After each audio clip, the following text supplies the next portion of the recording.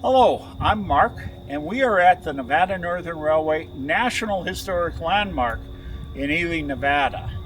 And as you can see, it's kind of dark. And the railroad came to town in 1906, and railroading is incredibly dangerous. In fact, the motto of the railroad was safety first. And we do know from the records that unfortunately employees did die right here in the rail yard. And so what we're going to do tonight is see if we can find some of those employees who died here and just never left. And with me is Con, and I'll let you introduce yourself. Hi, I'm Con. I'm the archivist here at the Nevada Northern Railway. I'm also the lead paranormal investigator for our employee-led investigation teams. One of the perks here is we get to come down at night and see what we can find. And exciting news tonight, this is Mark's first time coming with us on a ghost hunt. We also have Bill here. Yeah, I'm Bill. I'm one of the shop guys. I've had a lot of experiences in the engine house, so it's going to be an interesting night. What we're going to do is go into our 1907 machine shop and engine house. So, shall we go? Here we go. All right.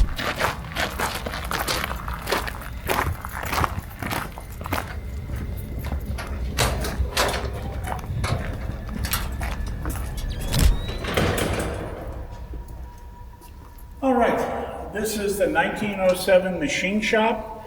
We have been repairing steam locomotives here since 1907. And this is locomotive 93.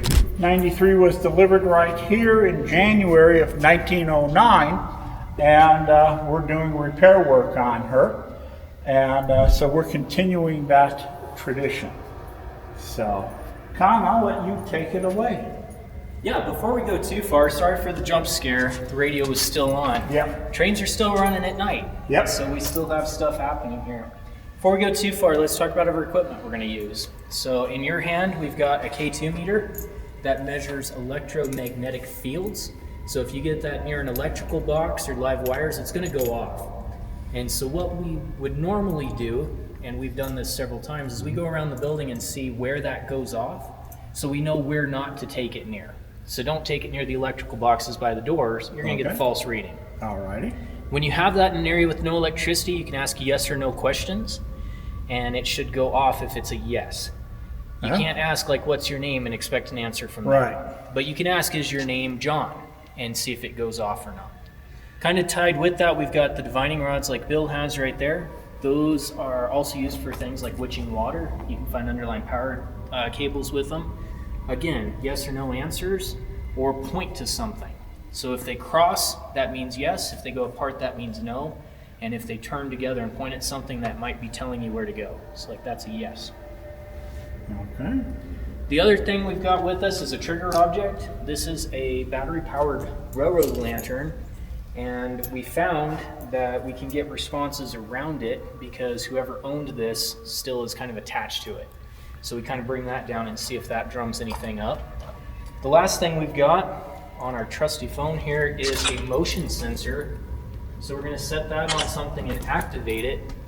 And then if something touches that, it's going to go off. Won't that scare the ghosts? No, they love it. Oh, because it scares you. Cool. Great. So that's what we're going to use tonight to try to pick things up. The other thing we have are some red lights with us to preserve our night vision as we go through here. Lots of tripping hazards, watch where you step. Mm-hmm. And as you go through, look for things out of the corners of your eyes. Right. So the building we're in was first built in 1907. It was doubled in size in 1909. Went through two major expansions, one in 1917 and one in 1941. But it's been in active use pretty much since it was built. The machines in here were very dangerous, especially the really early belt-driven ones. We have a lot of accident reports centered in this room because of the heavy work that they were doing. We do get a lot of reports from people that they see people in here out of the corners of their eyes. We get reports of the sounds of tools being moved, footsteps, noises like that, all throughout this room.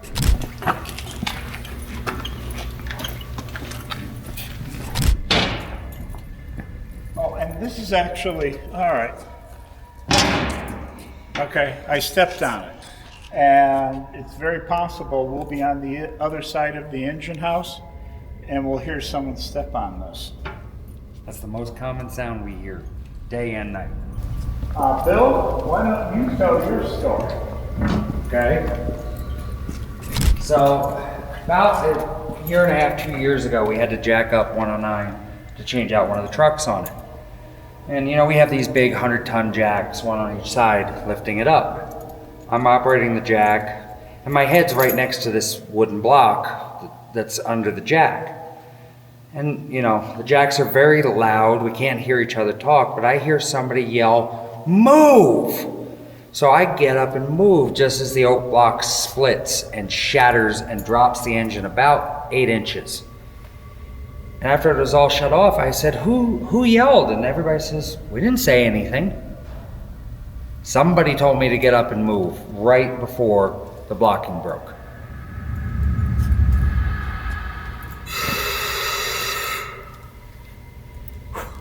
That made me jump. So we're here in our engine house, and this was the heartbeat of the railroad. This is where the steam locomotives were prepared in the morning. This is where they put them away at night. And this is where all of our paranormal activity gets centered. In fact, my first experience in here was after I was with you. And I was sitting on the front of 109, and something, little hairs on the back of my neck stood up. And I looked up down to the back wall, and a young guy in bibs and a flat cap came walking out of the change room across the back wall and into the dark back of the shop. And I decided that was enough for the night. I locked up and I took off, but that was not the last time that he was seen. We think that that young railroader is Claude, Really? who was ran over by Locomotive 1 in June of 1909. Right. He died right outside on the ash pit switch.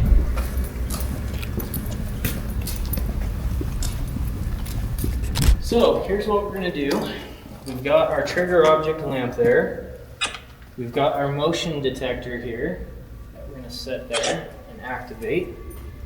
You've got a K2 meter, and Bill has some divining rods. Yep. And so what we're gonna do is we're gonna see if we can talk to anybody.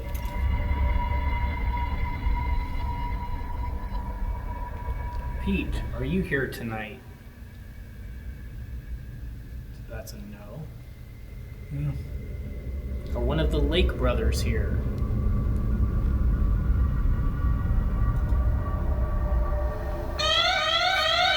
Yes. I guess so. So something touched that. Okay, which Lake brother is it? Are you George? Or are you Tom? Yeah. There you go. Tom? Clear. Tom was the younger brother. Two brothers were master mechanic, George and then his brother Tom. George passed away on the job, well, not at the job, but while he was the master mechanic, and they promoted his brother to fill his position. The little ball you see on the screen tells you what direction the motion was. Oh, what direction was it? It went that way, Oh. so it tapped it this way. Yeah. Okay.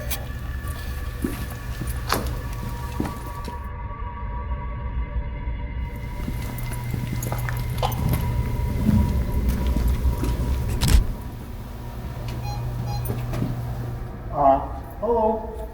There you go. So now you can ask them if they want to talk to you. Okay.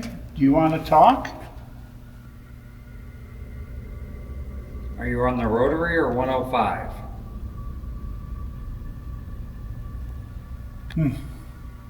This corner's always had a weird feeling to it. Are you on one? Oh! I guess we're on the rotary. Are we on the rotary? We just got a couple of beeps. Were you on the rotary when it was snow? Oh, there we go.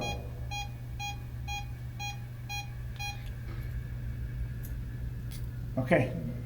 The rotary has absolutely nothing electrical on it. Period. Yep, that's right. And in this corner of the engine house, we don't have any lights above us.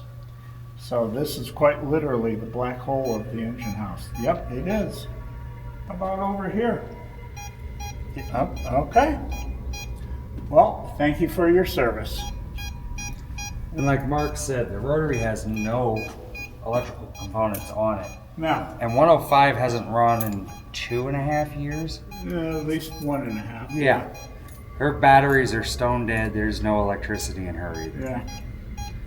So, yep, they're agreeing with you. Yep.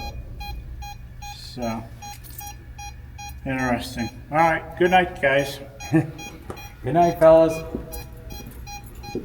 I take it you don't want us to leave.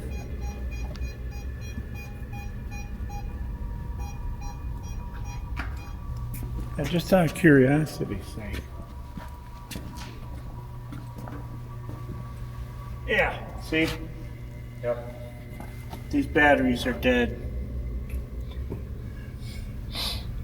No activity. But we go over there, Plenty. have activity.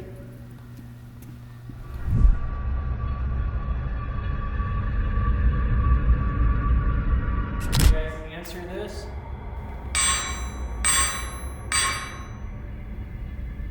Hello? Anyone here?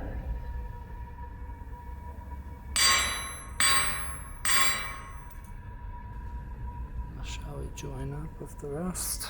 I suppose so. Man, I could do this for hours. And it really takes hours to do, What the Did you do that?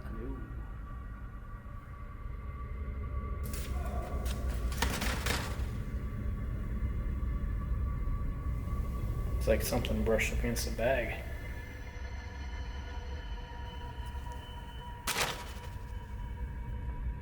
Can you do that again? You guys give us one nice loud sound in here before we leave for the night.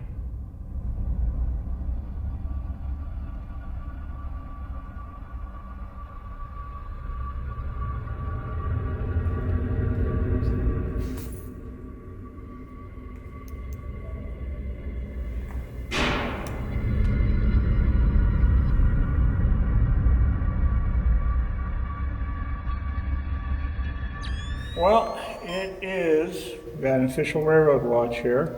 It is 9:42 Pacific Daylight Time, and we've been down here for almost 2 hours, and we've had some results.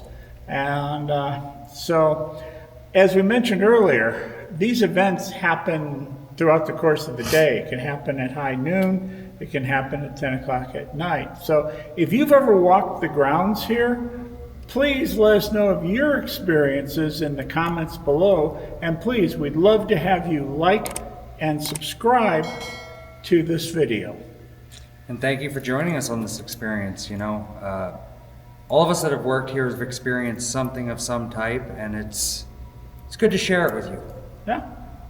And Mark, it's great to share with you. Thank you for finally coming on a ghost hunt with us. You've put it off long enough.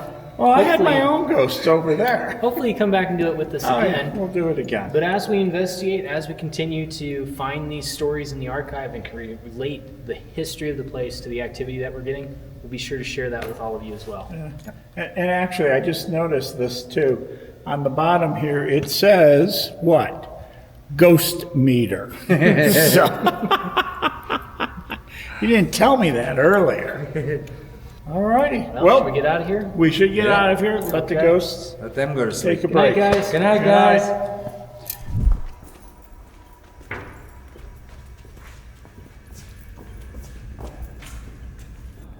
Oh, beautiful evening.